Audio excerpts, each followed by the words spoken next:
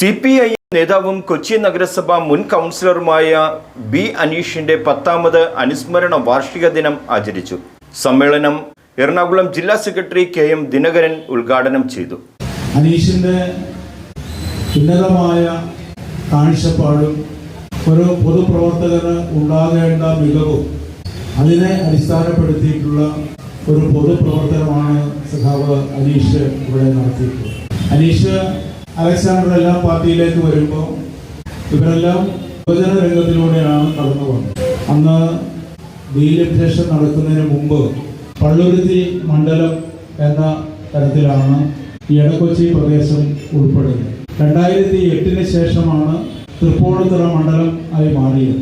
പള്ളുരുത്തി മണ്ഡലത്തിലെ സംഘടനാ പ്രവർത്തനം മുതൽ AIYFന്റെ നേതാക്കന്മാരായിരുന്ന സമയത്തും അതിന്റെ ചുമതലക്കാരനായി ജില്ലയിൽ അവരോടൊപ്പം പ്രവർത്തിക്കാൻ എനിക്ക് കഴിയും. പല സന്ദർഭങ്ങളിലും വ്യക്തിപരമായ കാര്യങ്ങളെല്ലാം നമ്മൾ സംസാരിക്കുമ്പോൾ തനിക്കുള്ള പ്രയാസം അത് ഒരാളോട് പറയുക, ബുദ്ധിമുട്ട് പറയുക എന്നുള്ള ഒരു ശീലമില്ലാത്ത ആളാണ്. Kochi press club president VP ശ്രീലനെയും ഉന്നത വിജയം കരസ്ഥമാക്കിയ വിദ്യാർത്ഥികളെയും ആദരിച്ച ചടങ്ങിൽ Palluruthy local secretary K Suresh അധ്യക്ഷത വഹിച്ചു. ജനകീയ കൗൺസിലറായിരുന്നു സഖാവ്.